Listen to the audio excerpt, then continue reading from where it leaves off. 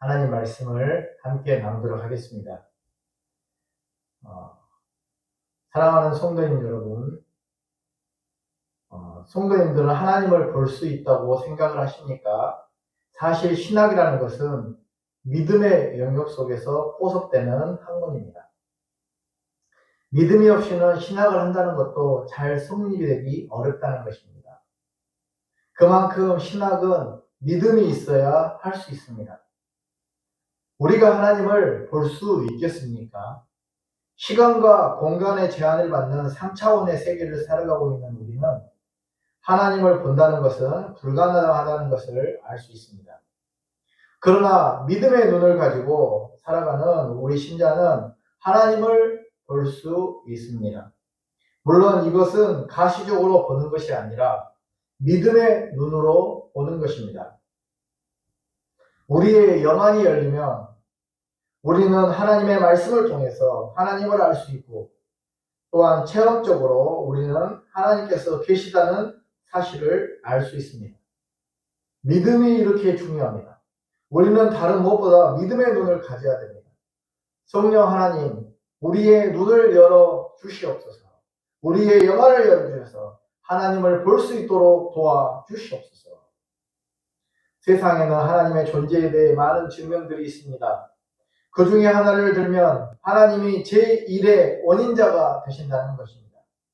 예를 들어서 세탁기나 냉장고와 같은 가전제품 비롯하여 최근에 로봇 같은 것을 생산하고 있는데, 이것은 저절로 생겨난 것이 아니라 만든 사람이 있다는 것을 알게 되는 것과 같은 이치라고 할 수 있습니다. 태초에 하나님이 천지를 창조하시니라고 창세기 1장 1절에서 말씀하셨습니다. 이 세상은 우연히 생겨나게 된 것이 아니라 성부, 성자, 성령 삼위일체 하나님께서 만드셔서 생겨나게 된 것입니다. 우리 인간도 하나님께서 만드셔서 이 땅에 존재하게 되었습니다. 어떤 사람들은 인간이 주체가 되지 못하고 하나님이 주체가 되면 되겠냐 말을 하기도 하지만, 우리 하나님이 얼마나 우리를 사랑하시고 인격적인 분이신가를 보면 그 말은 쏙 들어가게 될 것입니다. 그런데 이런 질문이 있을 수 있습니다. 하나님이 만드셨는데 그러면 하나님은 누가 만들었냐? 이렇게 질문하는 것입니다. 그러나 하나님은 제1의 원인자이십니다. 제1의 원인자는 스스로 존재하는 것입니다. 그래서 출애굽기 말씀에서 하나님께서 모세에게 나는 스스로 존재하는 자니라 라고 말씀을 하셨습니다. 진화론에서 보면은 제1의 원인이 물질입니다. 그러나 이 물질을 만드신 분도 하나님이십니다.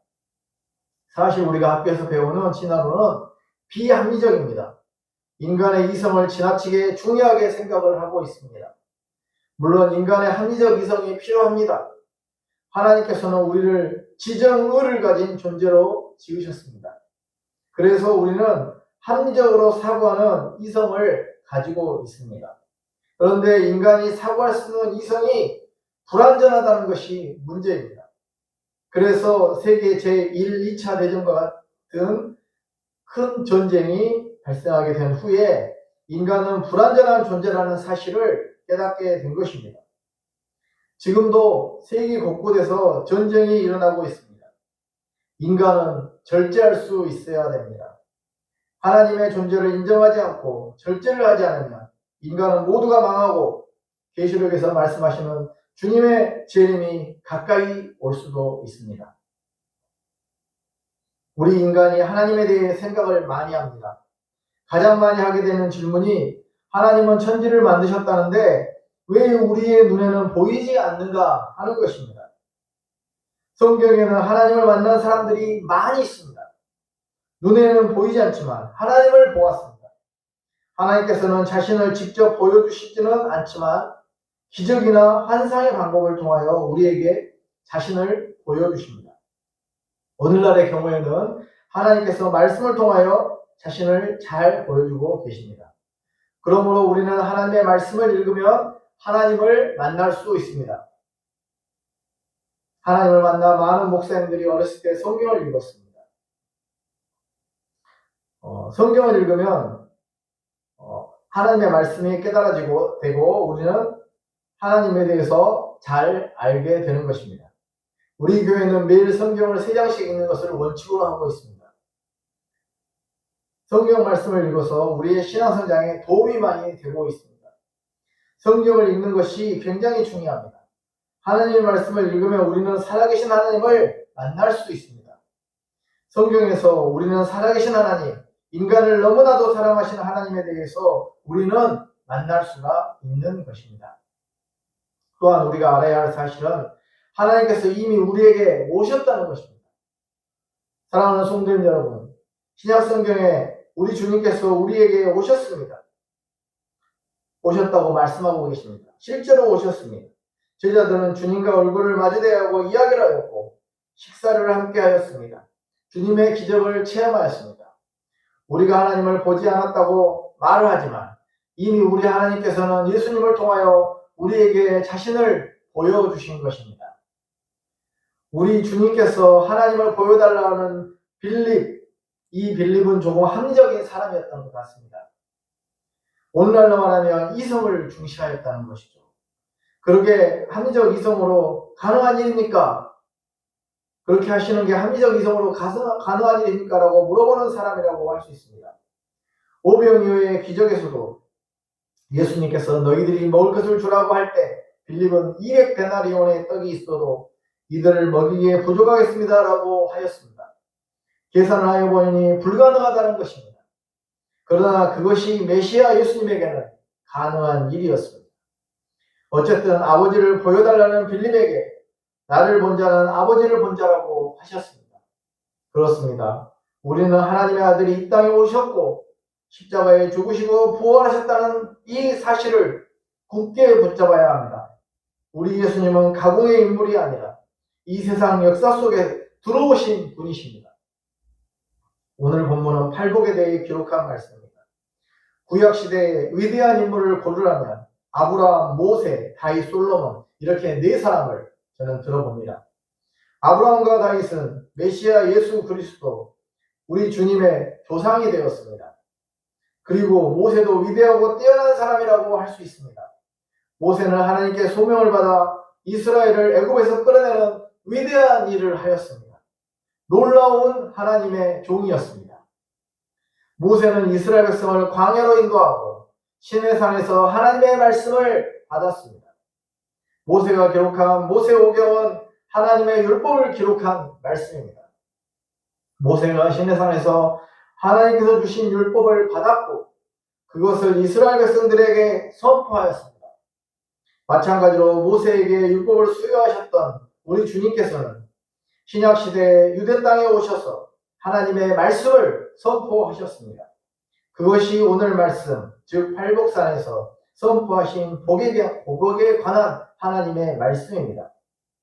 구약시대의 복이 주로 하나님의 말씀을 잘 순종할 때 하나님께서 복을 주신다고 말씀하시는데 여기에 복은 육신적인 복을 말씀을 하는 것입니다.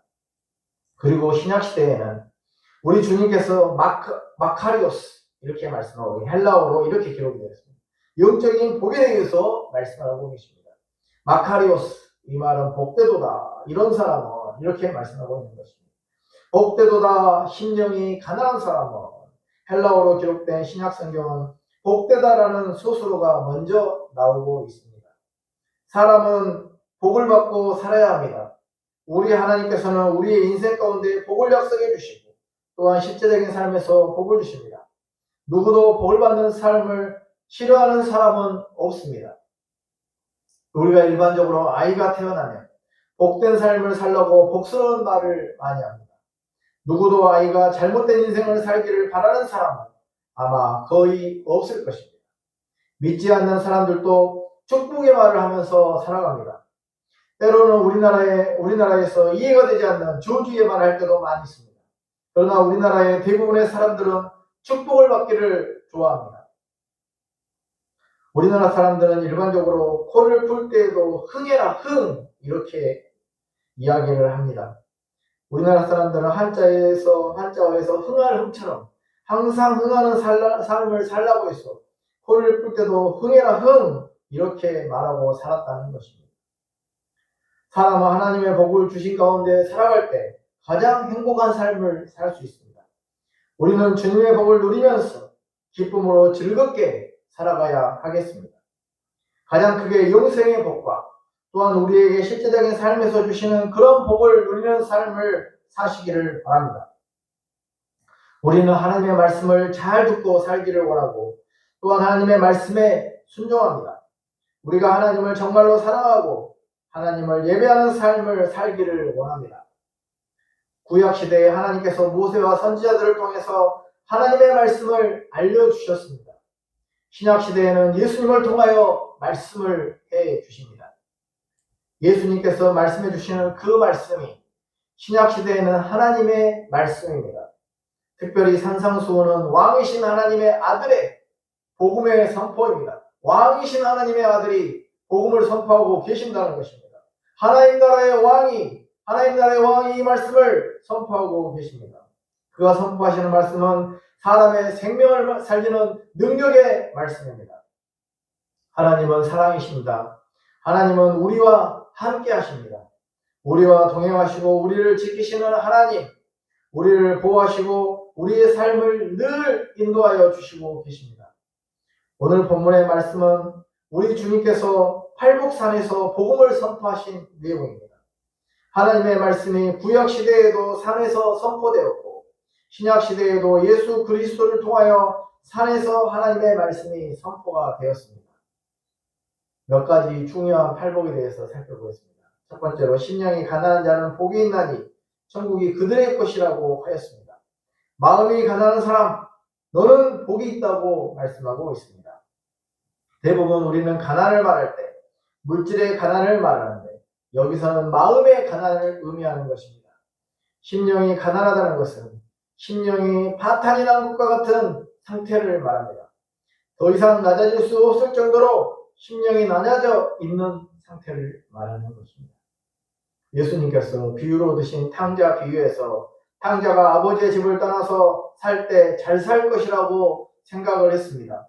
그러나 아버지의 유산을 받아가지고 먼 나라에 가서 허랑방탕하게 되었고 돈을 다 허비하고 먹을 것도 다 떨어지게 되었습니다. 그래서 돼지를 치는 사람이 되었습니다. 돼지는 중동지방에서 부정한 짐승으로 사람들이 돼지를 치는 일을 천하게 여기고 일을 잘 하지 않았습니다.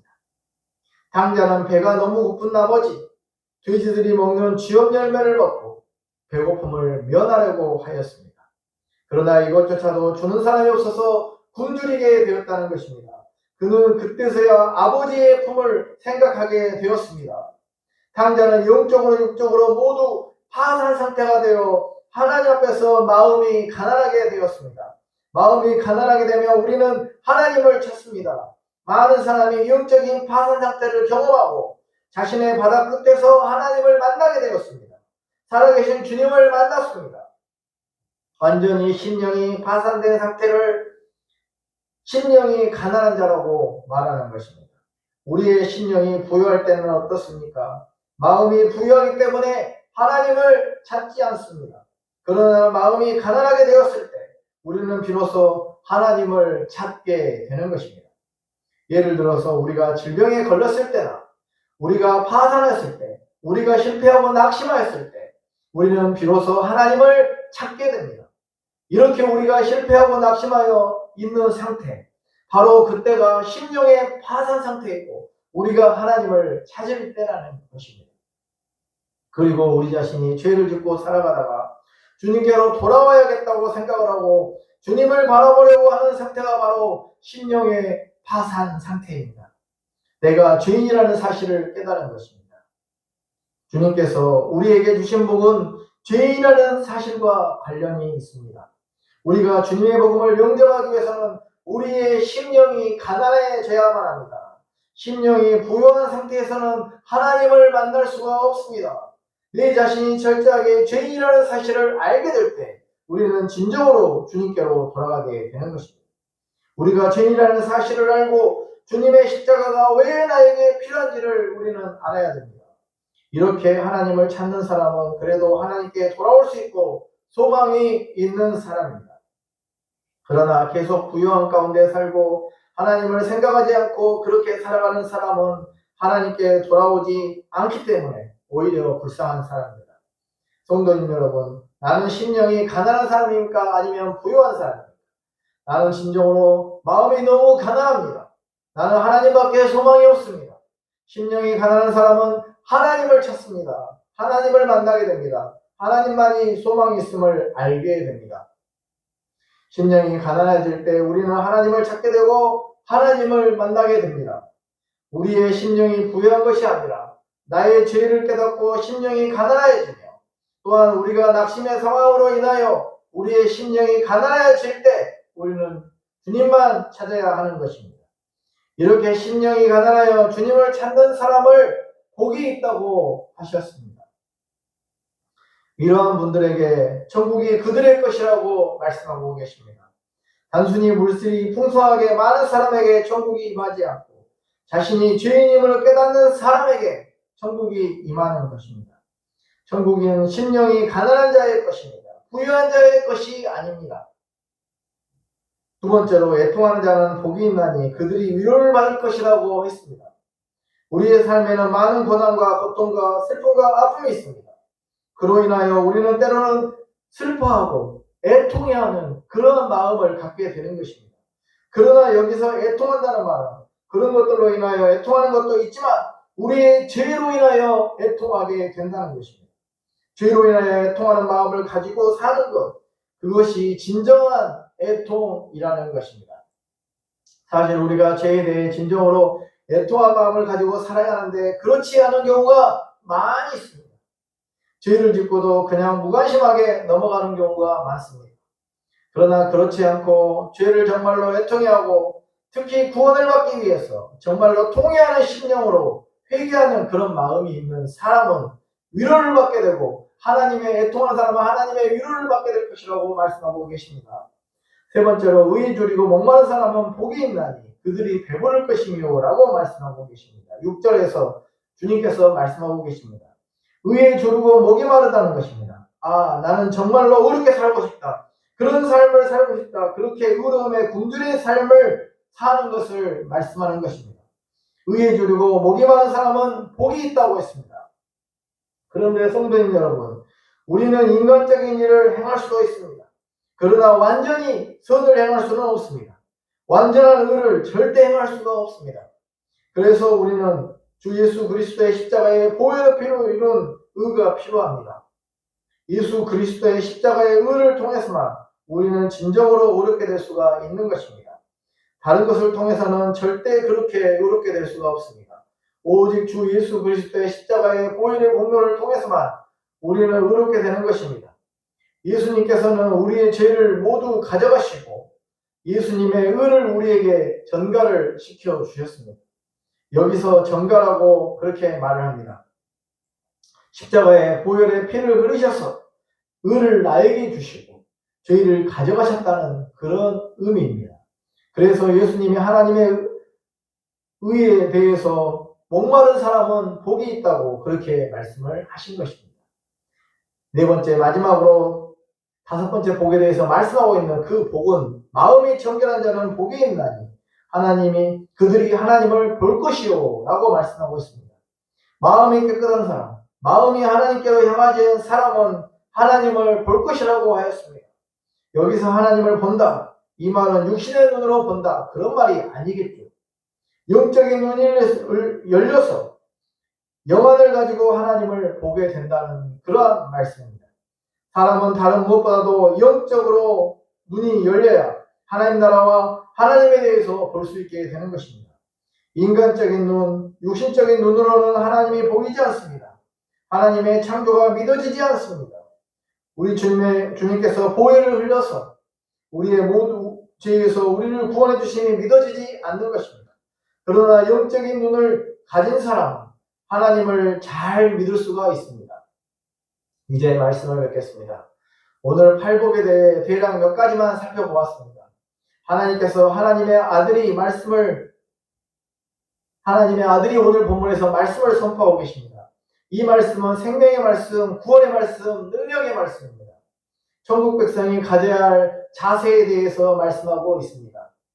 그것은 주로 죄에 대한 회개를 통해서 죄에 대해서 애통해야 하는 그런 마음을 통해서 우리 주 예수 그리스도의 십자가의 일을 받아들이는 것, 십자가를 받아들이는 심령의 애통한 마음, 가난한 마음, 애통한 마음을 가지고 이런 영적인 이것이 복인데, 천국이 그들에게 있는 복인데, 이런 것을 통해서 십자가를 바라보는 것, 애통함과 십자가를 바라보고 죄를 회개함과 십자가를 바라보니 바로 구원의 길이요, 생명의 길이요, 영생의 길이요, 부활의 길이라는, 천국의 길이라는 것을 우리가 알 수가 있는 것입니다. 예수님의 십자가 앞에서 죄를 회개하고 예수님의 일을 받아들이는 사람, 그 사람이 진정으로 복되고 형통한 삶을 살 것을 말씀을 하십니다. 가장 복 있는 사람은 누구입니까?